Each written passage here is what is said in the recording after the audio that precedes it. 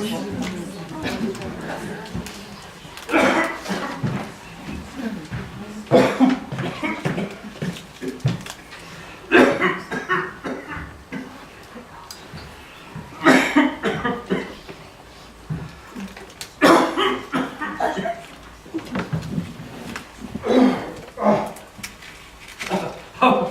evening, Your Honours, excuse me.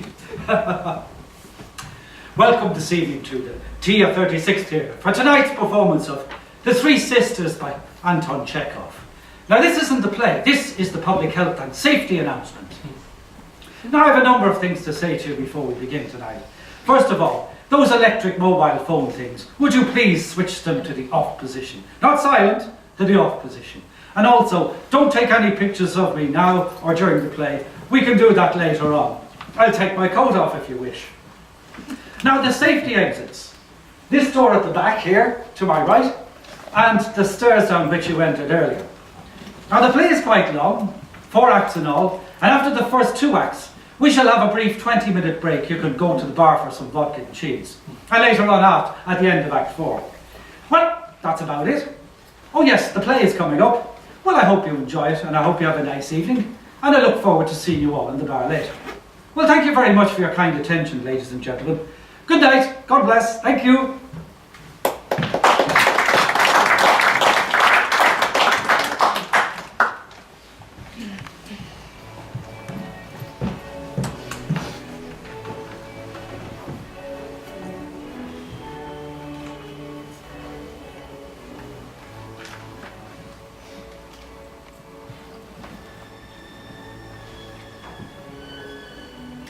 It's just a year ago since Father died last May the 5th, on your birthday, Irina.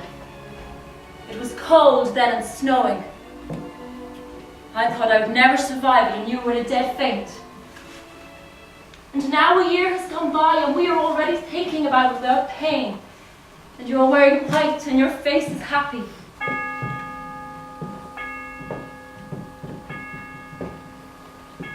And the clock struck just the same way then. I remember there was music at the funeral on the fire de volley in the cemetery. He was a general in command of the brigade, but there were very few people present. Of course, it was raining then, raining hard and snowing. Always think about it. It's so warm today that we can keep the windows open, though the birches are not yet in flower. Bob was put in command of the brigade 11 years ago and rode out of Moscow with us. I remember perfectly that it was early in May and that everything in Moscow was flowering then. It was warm then too and everything was bathed in sunshine. Oh God. When I awoke this morning and saw the spring and light, joy entered my heart and I longed passionately to go home. Will you take a bet on it? It's nonsense, complete. Don't whistle, Masha. How can you? I'm always getting headaches from having to go to the high school and teach until evening. Strange thoughts come to me as if I were already an old woman. And really during these past 4 years that I've been teaching there, I've been feeling as if every day my strength and youth have been squeezed out of me drop by drop, and only one desire grows and gains in strength. To go away to Moscow, sell the house, drop everything here and go to Moscow. Yes, to go to Moscow, and as soon as possible. I expect Andre will become a professor, but still, he won't want to go on living here. Only poor Masha must go on living here. Masha can come to Moscow every year for the whole summer. Everything will be arranged, please God. It's nice out today. I don't know why I'm so happy. I remember this morning that it was my birthday and I suddenly felt glad. I remembered our childhood when Mother was still with us. Oh, what beautiful thoughts I had. Thoughts. You're all radiance today. I've never seen you look so lovely. And Masha's pretty too. Andre wouldn't be bad looking if he wasn't so stout. It really does spoil his appearance. But I've grown old and very thin. I suppose it's because I get angry with the girls at the high school. But today I'm free, I'm at home, I haven't gotten a headache, and I feel younger than I was yesterday. I'm only 28. All to me that, well, if only I were married and could stay at home all day, things would be even better. I should love a husband. Everything you say is so ridiculous, I can't listen anymore. Oh, I forgot to tell you, Varshin, our new Lieutenant Colonel of Artillery, is coming to call today. Oh, that's good, I'm glad. Is he old? Oh no, not particularly. 40, 45 at the very outside. That seems rather a good sort. Certainly no fool, that's for sure. Only he does like to hear himself speak. Is he interesting? Oh, he's all right. Only he's got a wife, a mother-in-law, and 2 little girls. His second wife, incidentally. He pays social calls and tells everybody he's got a wife and 2 little girls. He'll tell you so too here. But his wife isn't all there. She does her hair in a long, maiden-like braid and specialises in grandiloquent pronouncements and philosophising, and tries to commit suicide every now and again. Apparently just to annoy her husband. I would have left a woman like that long ago, but he bears up patiently and just grumbles a lot. With one hand I can lift only 54 pounds, but with both hands I can lift 180, perhaps even 200 pounds, which makes me think 2 men are not twice as strong as one, but 3 times, perhaps even more.